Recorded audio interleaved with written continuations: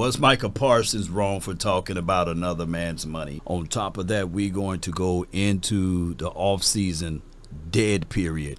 And when these contracts will get paid or what have you. First and foremost, here's my thoughts on Parsons talking about CeeDee Lamb's money and saying that, hey, he should get $36 million APY. On top of that, Parsons spoke about that CeeDee Lamb is the best wide receiver in the National Football League. Nothing wrong with that.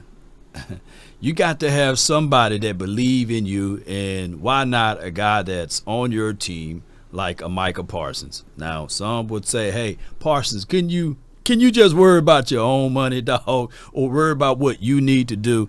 No. As a teammate, he want to uplift his brother, right? And he want to let people know that no other player is better than my dog, CeeDee Lamb. So I wholeheartedly agree with Micah Parsons. Now, granted, it was him last season, but he was the first one to bang on the table to talk about Dak Prescott. And he was saying put some respect on Dak Prescott's name. He should be entered in the conversation with MVP stuff way before other people start to talk about those things. So, and since he mentioned that, Dak Prescott started to play even better. So, hey, motivation happens in so many ways. The Dallas Cowboys on their big three, of course, there will be situations whereas that they said that they don't want to reset the market. Well, either the Cowboys going to have to reset the market or meet them right at the market of where these guys are at. I don't think that any of these guys will play way below the market. Keep this in mind. We're talking about a war between billionaires and millionaires, right? And I get it. We talk about success and lack of success here in Dallas, but you can have that same argument with 31 other teams, right? You can talk about, well, really, the Kansas City Chiefs in the last 3 or 4 years been the team, the golden standard or what have you, but not everybody is built like the Chiefs. Nevertheless, the Cowboys just got to worry about Cowboys things. Leading into this for next month, heading into the Oxnard, that's a better way to say it, the Cowboys better hope that their rookies and their young players can obtain the information that Coach Mike Zim said on the defensive side of the coin, and that these boys can stay out of trouble and can obtain the information that Mike McCarthy said for the offensive side of the coin. Look, the offseason is long and it's also short. And I'm going to tell you guys that these guys need to sit back, relax, go on a vacation time, clear their mind out, and just be locked, loaded, and ready for Oxnard. Those who can obtain that information and get this playbook down and together will be in a better spot for the Cowboys heading into the 2024 season and being ready to fight for those roles on this team. We're looking for a wide receiver to step up. We got options out there, the third and the fourth option. We need to see who's going to solidify that role, right? On top of that, we're looking for an interior defensive tackle guy. Maybe the Cowboys eventually open up that wallet and go grab a veteran guy. Hopefully, the Cowboys can find some solutions to stopping the run. I think that from a classroom setting, that we are more educated in that department from Paul Gunter, Coach Z, as well as Greg Ellis. I think that they bring a lot to the classroom. Now we need to see the tangible things, right, when it's out there on the field. Also, who will be running back RB2, who's going to be RB1, who's going to be RB3, all of those things. You got to quantify that. Another thing that we're going to be looking for in Oxnard, DB. Who's going to be the opposite DB?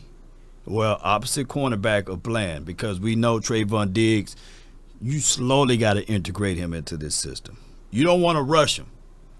Let me say this again. You do not want to rush Trayvon Diggs, right? So either you're going to check and see what you have now, and then you're going to wait and evaluate what you may have to go out there and grab via the trade acquisitions or whoever's out there on the market, right? whoever get cut and bring them in for a cup of coffee. I recommend the Cowboys to pick up the phone, call Stephon Gilmore, and say, hey, man, hey, keep your ringer on. Yes, please stand by. We just want to see what we got now, but then we're going to circle back to you. Maybe give you an extended off-season vacation, mind. Still work out, keep in shape, but stay by the phone because we might call you. We may call you. So those are things that we have to look at. Offensive line is going to be a little growing pains there. We got, 2 rookies that may be starting on this offensive line. It may be starting. You got to understand that Tyler Guyton, he may be your starting left tackle. He's a rookie. You may have a situation and scenario that you will have Brock Hoffman, TJ Bass, or Cooper Beebe. Those 3 guys fighting for that center spot. Keep this in mind. The center touched the ball 100% of the time. Let me repeat. The center touched the ball 100% of the time. So that's another thing that you will have to be mindful of heading into Oxnard. And the Cowboys just got to be ready for it, ladies and gentlemen. But I just want to say this one more time. Shout out to Parsons. I know it's kind of like ill-advised to talk about another man's money. But when you're talking about it from the ramifications of support and letting your teammate know that, hey, I truly believe in you, that you are the best wide receiver in the National Football League, then, hey, I love it. Yes, indeed. On top of that, ladies and gentlemen, don't get it twisted. Because with the Cowboys, with the silver and blue and the star on the side of the helmet, expectations are very high. Justin Jefferson didn't have to worry about filling in the shoes of a Michael Irvin, filling in the shoes of a Dez Bryant, filling in the shoes of a Drew Pearson, or even playing in primetime games multiple times, right? And I'm not putting that as a discount because the Minnesota Vikings, they had Randy Moss over there. But let me know, they didn't give Justin Jefferson number 84, right? So you guys get what I'm saying collectively. Not saying that just because the expectation's high that you're going to have less numbers. But, man, hey, it's harder to perform from rookie to now when the lights are bright. Some people embrace it, and Lamb is one of those. So, hey, continue to figure out ways to scale and grow, Cowboy Nation.